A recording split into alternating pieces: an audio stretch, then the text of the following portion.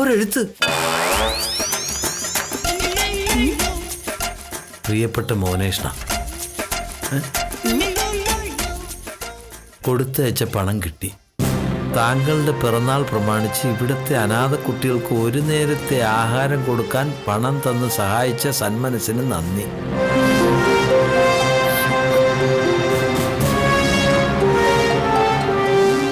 ഞങ്ങൾക്കിവിടെ ഒരു ദിവസം പരമാവധി വേണ്ടത് 2000 രൂപയാണ്. താങ്കൾ കൊടുത്തയച്ച 5000 രൂപ വളരെ കൂടുതലാണ്. ബാക്കി രൂപ 3000 തിരികെ കൊടുത്തയക്കുന്നു.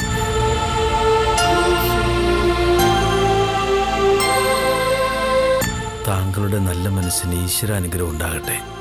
ഒരിക്കൽ കൂടി എൻ്റെയും കുട്ടികളുടെയും പിറന്നാൾ ആശംസകൾ എന്ന് സ്വന്തം ഗംഗാധരൻ.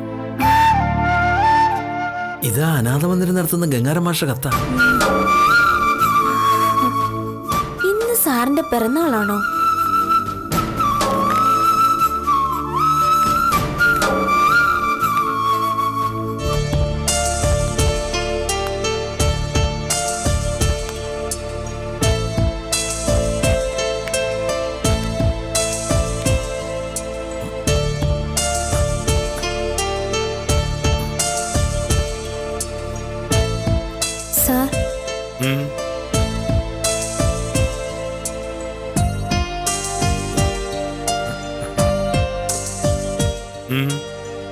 ഇതാ ആ കവറിലിരുന്ന കത്ത.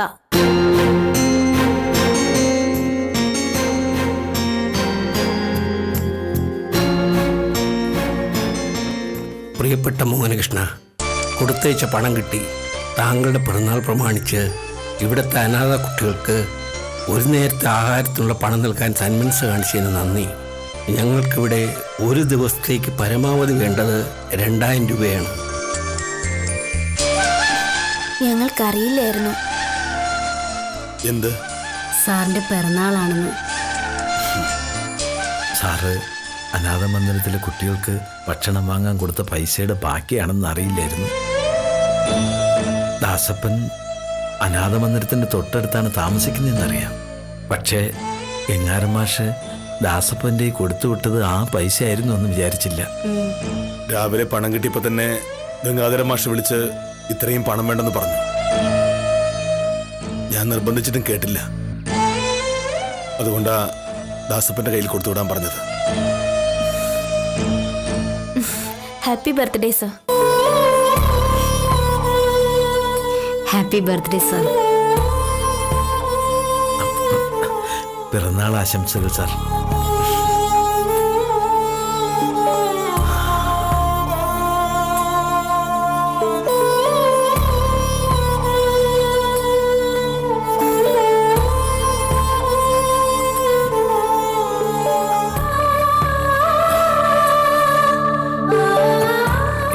എന്താ സാർ കണ്ണു നിറഞ്ഞ്?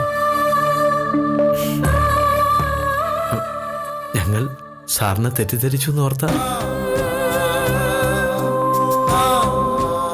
ഒരു അബദ്ധം പറ്റിയതാ സാർ, ക്ഷമിക്കണം. ഞാൻ ഓർത്തത് അതല്ല. ഒരു കൊച്ചു വീട്, അവിടെ അനാഥരായ 10-30 കുട്ടികൾ. അവർക്ക് 3 നേരം ഭക്ഷണം കൊടുക്കാൻ പലപ്പോഴും ബുദ്ധിമുട്ടാറുള്ള ഗംഗാധരൻ മാഷ്. എന്നിട്ടും കുറച്ചധികം പണം കൊടുത്തയച്ചപ്പോ അത്രയും വേണ്ടെന്ന് പറഞ്ഞ് അദ്ദേഹം ബാക്കി തിരിച്ചു കൊടുത്തു വിട്ടു.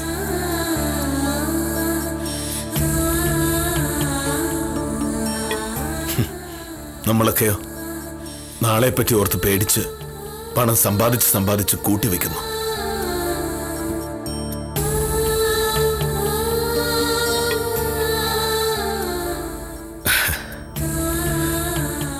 ഒരു വില്ലേജ് ഓഫീസറാവാൻ എളുപ്പാ, പക്ഷെ ഒരു ഗംഗാധരൻ മാഷാവാൻ പാടാ.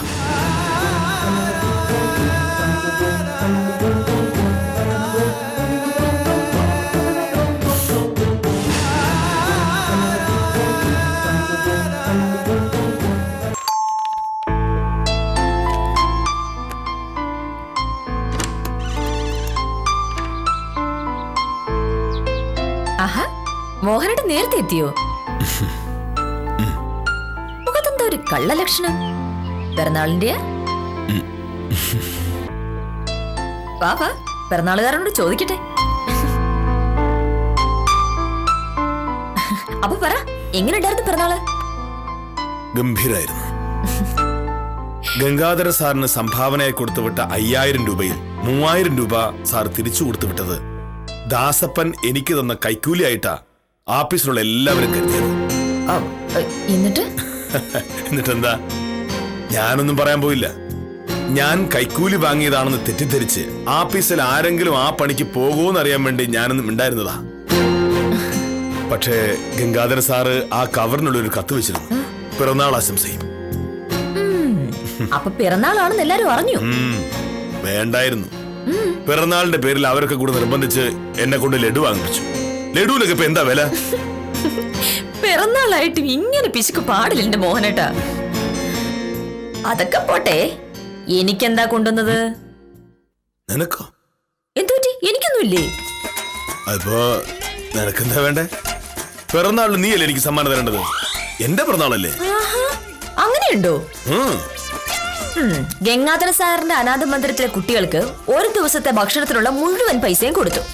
ആഫീസിലുള്ളവർക്ക് ലഡു വാങ്ങിക്കൊടുത്തു. എനിക്ക് മാത്രം ഒന്നും വാങ്ങിയില്ല. എന്നിട്ടിപ്പോ സമ്മാനം വാങ്ങേണ്ടത് ഞാനാണെന്നല്ലേ? എനിക്ക് സൗകര്യമില്ലായിരുന്നു.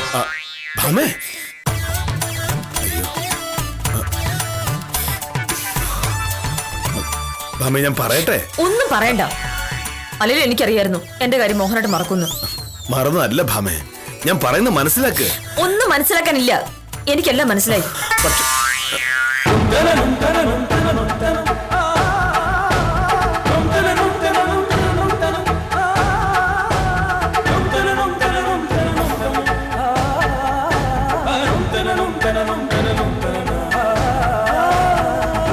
എന്താ ചെന്ന് നോക്ക്.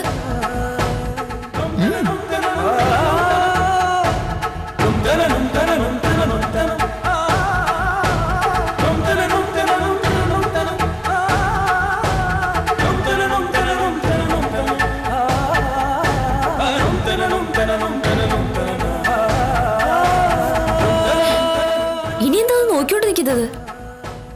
മുറിക്ക്.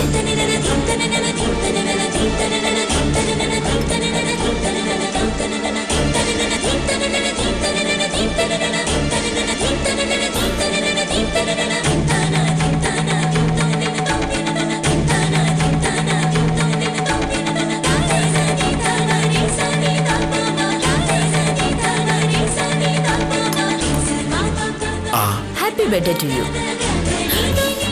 അയ്യോ, എന്റെ മോഹനേട്ടന് ഏറ്റവും സ്നേഹം നിറഞ്ഞ പിറന്നാൾ ആശംസകൾ നേരുന്നു. മതിയോ?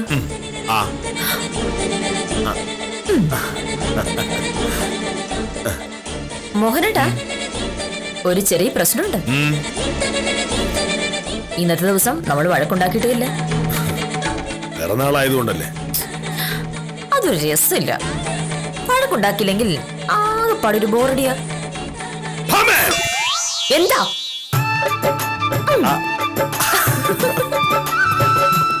ആഘോഷങ്ങൾ അവസാനിക്കുന്നില്ല. മോഹനകൃഷ്ണനും സത്യഭാമയും ചേർന്ന് കേരളത്തിലെ ജനങ്ങളുടെ മുമ്പിൽ തിരികൊളുത്തിവിട്ട ചിരിയുടെ പൂരം ഇന്ന് 250 എപ്പിസോഡുകൾ പിന്നിടുകയാണ്. ഈ കുസൃതിക്കാരായ ഭാര്യ ഭർത്താക്കന്മാരെ ഇരു കൈയും നീട്ടി സ്വീകരിച്ച് സ്വന്തം കുടുംബാംഗങ്ങളാക്കി മാറ്റിയ പ്രിയപ്പെട്ട പ്രേക്ഷകർക്ക് 1000 നന്ദി.